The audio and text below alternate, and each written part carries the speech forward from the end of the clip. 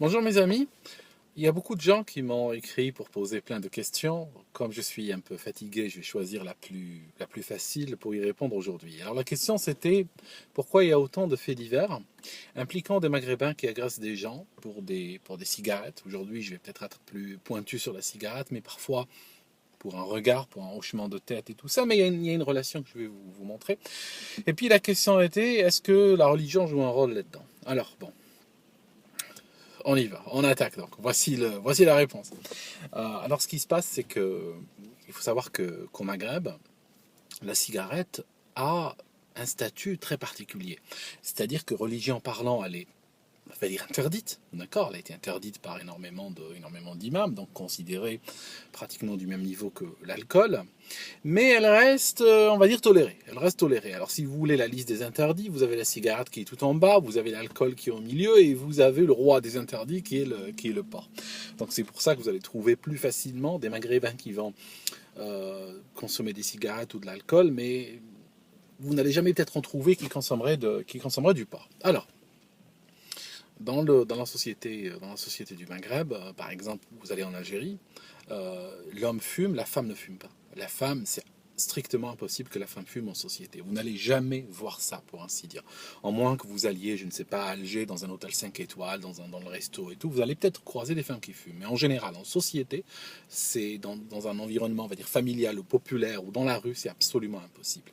Alors que par exemple, si vous allez vers des pays au Moyen-Orient, par exemple, la femme et l'homme fument de manière à peu près égale et en public. Alors, qu'est-ce qui se passe? La cigarette est considérée comme un acte, on va dire, impur, et donc il ne peut pas être commis en tout moment, en tout lieu. Alors, par exemple, mon père est un homme d'un certain âge. Quand il passe dans la rue, les jeunes, des fois même les moins jeunes, des fois des gens qui ont 40 ans et plus, qui ont des enfants.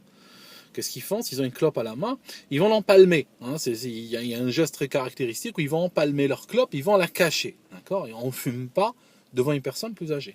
On ne fume pas devant son père. On ne demande pas une clope à son père. On ne demande pas une clope à un supérieur hiérarchique. Et même si on demande une clope à quelqu'un donc de même niveau que soi, on peut demander à quelqu'un qui est au même niveau d'âge ou au même niveau de hiérarchie, si vous voulez, ou de stature sociale à soi-même. Mais malgré tout, il y a un protocole absolument énorme. C'est pas comme un Français qui demande une cigarette à un autre Français ou un Américain qui demanderait une cigarette à un autre Américain. C'est un geste très délicat le fait de demander une cigarette.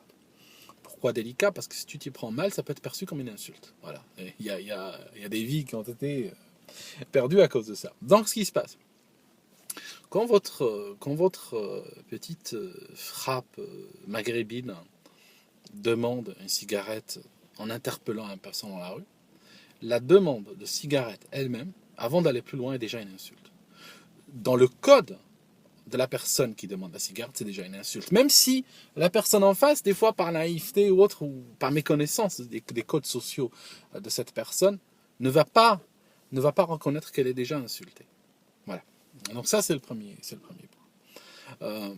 Cette insulte, si vous voulez, va, comme toute demande accompagnée d'une insulte, hein, ça se passerait comment si par exemple un Français te demande une cigarette en t'insultant en même temps? Tu comprends? Ça signifie il est en train de te demander de te soumettre. Ça signifie il veut que tu te mettes, il veut que tu te mettes en fait à genoux. Exactement. C'est ça la demande. Le truc c'est que quand la cigarette n'est pas accordée, soit parce que la personne ne l'a pas ou bien la personne ne désire pas donc partager son paquet de cigarettes, eh ben il y a immédiatement une réponse violente. Pourquoi? Parce que la personne, on lui a demandé de se soumettre, elle a refusé de se soumettre, et donc elle mérite déjà une réponse violente, voire une réponse armée parfois. Alors, la religion, elle joue un rôle. Oui, la religion elle joue un rôle, parce qu'il faut savoir que ces personnes-là, quand on en parle, il y a déjà un, il y a déjà un arrière-plan, il y a déjà un tableau psychiatrique assez clair. Je pense que ce sont des personnes qui sont déjà psychologiquement pas extrêmement bien intégrées. Il n'y a qu'à voir, par exemple, quand ils vont en Syrie, ce qu'ils commettent comme crime. Je veux dire, il y a énormément de gens qui se battent dans le monde pour des raisons politiques ou des raisons nationalistes ou des raisons... Peu importe, hein, ils se battent pour une raison ou une autre, hein. Ils ne vont pas jusqu'à jouer avec les organes et jouer avec le sang et tout ça. Même dans un bloc opératoire, il y a des gens dont c'est le travail de soigner des gens, et ils le font parce qu'ils veulent aider des gens. Et malgré tout, des fois, ils sont mal à l'aise, ou ils ont du mal, ou ils vont tourner de l'œil à voir avoir un certain nombre de choses. Alors que ces gens-là, de manière très volontaire, ils ont tué le gars, ils n'ont même pas besoin d'aller plus loin, à aller trifouiller dans les organes et du sang et tout ça, mais ils vont quand même le faire. Donc vous comprenez, il y a déjà, avant d'arriver à la couche, il y a une couche religieuse très importante, mais avant d'arriver là, il y a déjà un contexte psychiatrique extrêmement important. Alors, ce qui se passe chez beaucoup de ces personnes, si vous voulez, quand ils ont commencé à découvrir Dieu, ils ont découvert un truc extraordinaire. C'est que leur Dieu est extrêmement prévisible. Tellement prévisible qu'eux, ils pensent comme lui. Hein, ils savent exactement ce qu'il est en train de penser. Et lui pense comme eux. Il y a une sorte d'identité, si vous voulez, entre eux et Allah, si vous voulez. Donc, à tel point que finalement, ils en sont arrivés, pour les plus tarés d'entre eux, ils en sont arrivés à considérer qu'ils sont l'expression vivante de la volonté divine sur terre, en fait, pratiquement. Donc, et que comme leur religion, c'est une religion de soumission, telle qu'ils l'aperçoivent, eh ben, l'humanité doit se soumettre à eux. C'est pour ça que quand tu leur dis, quand tu critiques la religion ou autre, ils le prennent très perso, tu comprends? Un chrétien, imaginons que maintenant, un chrétien, que je commence à critiquer sa religion, etc., même en utilisant des termes extrêmement irrespectueux et peu constructifs, hein, le chrétien va me percevoir comme quelqu'un qui est en train de gâcher son propre salut. Hein. Il va à la rigueur avoir mal pour moi. Il va dire, celui-là, son âme est foutue. Tu comprends? Le chrétien sincère, il va penser comme ça. Alors que ces personnes-là, quand tu critiques la religion, ils se sentent personnellement challengés. Tu comprends? C'est pour ça qu'ils veulent donner une réponse violente, parce que personnellement ils sont touchés, c'est leur pouvoir personnel en fait. Si c'était le pouvoir de Dieu qui était touché ou qui était discuté ou autre, on comprend bien qu'ils auraient eu une attitude différente. Mais en fait, c'est eux personnellement qui sont touchés par toute critique sur la religion. Parce qu'en fait, c'est leur propre pouvoir, en fait, c'est le pouvoir divin dont ils sont l'expression personnifiée sur Terre qui est challengé. Donc on va dire, cette vision-là de la religion, ou cette couche religieuse, rajoutée à ces personnes, n'a pas participé à leur amélioration générale. Vous comprenez? Donc ça a aggravé déjà un contexte déjà assez lourd, et ça a donné des personnes extrêmement difficiles à récupérer. Le regard, pareil, parce que, si tu veux, ils exigent la soumission. Le psychopathe, comment il voit le monde? Il voit le monde que comme des personnes qui doivent lui être soumises, ou être à son service, ou être là pour son plaisir. Donc, le regard, normalement, quand quelqu'un passe devant ces personnes-là, ils doivent sentir eux-mêmes, en tant que divinité terrestre, ils doivent sentir que la personne est totalement soumise. Donc elle a le regard par terre, elle doit avoir l'attitude de celui qui est battu et celui qui se sent misérable. Et si la personne est une personne qui vit normalement et que son regard croise le leur, ben cette personne a déjà commis une transgression souvent suffisante pour qu'elle la paye par sa propre vie. Vous comprenez, on est dans cette logique-là.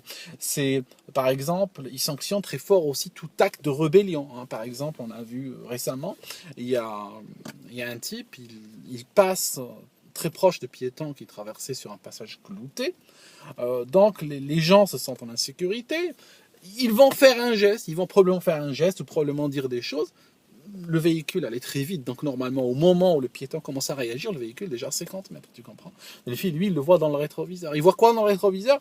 Il voit des gens qui sont choqués, qui donc gesticulent, ou qui semblent dire des mots qui sont contre l'acte qu'il vient de faire. Tout automobiliste normal dans sa tête comprend qu'il a peut-être un petit peu exagéré, et puis bon, à la rigueur, même s'il s'en fout, même si c'est le pire automobiliste sur Terre, ben, il rigole, il va partir. Tu comprends ce que je veux dire? Lui, non. Lui, il freine brutalement, il s'arrête, fait marche arrière, il revient sur un couteau et les attaque. Tu comprends? Parce qu'il veut une soumission totale et absolue. Tu dois non seulement te soumettre, et tu dois même dire que c'est une chance. D'ailleurs, les Français font un très bon travail là-dessus. Tu dois même dire que c'est une chance. Tu dois même dire que c'est une très bonne chose. Tu comprends? Qu'il te frappe, ou qu'il te crache dessus, ou qu'il te batte, ou autre. Et c'est... Je ne sais pas pourquoi vous avez énormément de psychopathes dans cette catégorie d'immigration en France. Je n'ai pas la moindre idée. J'y réfléchis énormément et je cherche activement, je vous assure. Hein. Je dépense des heures et des heures par semaine à chercher pour comprendre pourquoi vous avez autant de psychopathes. J'ai quelques idées sur le sujet, mais elles ne sont pas encore extrêmement claires. Je partagerai ça avec vous une autre fois. Mais en tout cas, effectivement, vous n'avez pas eu, on va dire, la main heureuse avec l'immigration, effectivement. Pourquoi je dénonce ça? Parce que moi-même, vous comprenez, issu du Maghreb, je vois ces crapules qui ont pratiquement pignon sur rue. Je vois que moi, et des gens comme moi sont associés à des personnes comme ça, et vous comprenez bien que la moindre des choses, c'est venir m'en dissocier en vous expliquant les phénomènes qui les régissent. Hein. C'est important quand même. J'étais aux États-Unis l'année dernière, j'avais fait des vidéos d'ailleurs.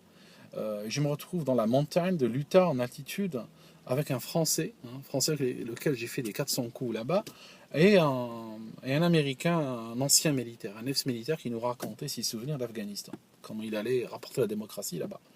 J'étais assis entre les deux, on était là la nuit. J'avais une sorte d'envie de transgression, je voulais fumer une cigarette, alors que je ne fume pas du tout. Eh ben, je vous assure que au moment où j'allais la demander, je me suis rendu compte que j'avais un blocage psychologique à la demander aux Français, à cause de tout ce contexte. Je n'ai pas osé la demander aux Français. Il me l'aurait donné avec joie. Je me suis tourné vers l'Américain, je lui ai demandé une clope. Il a commencé à sortir sa clope. Le Français me dit, mais j'en ai aussi. C'était trop tard, je l'avais pris chez l'Américain, tu comprends? Pour éviter en fait, dans ma tête, hein, plus qu'autre chose. Hein. Je crois que le Français n'avait même pas calculé ça, mais bon, par respect pour lui, même si lui ne calcule pas, moi je dois calculer, vous comprenez? Voilà, mes amis. Donc, je vous laisse. Hein, vous comprenez, c'est une question extrêmement pénible, mais c'est une question importante malgré tout. C'est une question malgré tout importante à traiter. Quoi.